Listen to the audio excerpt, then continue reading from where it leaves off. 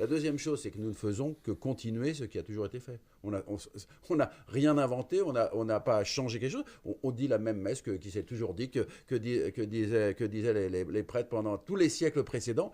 Et donc je ne vois pas comment, en faisant simplement ce qui s'est toujours fait, on pourrait devenir comme ça des choses extraordinairement méchantes. Parce que, voilà. Et puis la troisième chose que je voulais dire, c'est que nous comprenons parfaitement ce que nous disons et ce que nous faisons. Il y a des tas de missels, il y a des tas de livres sur la liturgie. Moi, les fidèles, si je fais une faute, une erreur pendant la messe, ils viennent me le dire, monsieur l'abbé, là, vous n'avez pas dit la bonne oraison, etc. Ils suivent parfaitement la messe. Et donc, que le pape François ne comprenne pas, ça c'est son problème, mais qu'il ne vienne pas nous dire qu'on ne comprend pas, parce qu'on le comprend parfaitement.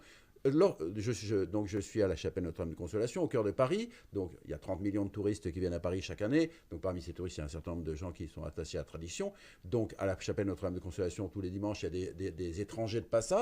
Je sais aucune langue à part le français et l'argot, donc je ne peux pas parler avec eux des langues bizarroïdes que je ne connais pas, mais eux, ils suivent parfaitement ma messe, il n'y a aucun problème. Sauf le sermon. Pardon? Sauf le serment, mais ça, le serment n'a pas d'importance. Oui, Ils suivent parfaitement la messe. Et si je vais célébrer dans un autre pays, ou si je vais assister dans un autre pays à une messe traditionnelle, je suivrai parfaitement et je comprendrai parfaitement. Il n'y a rien d'occulte.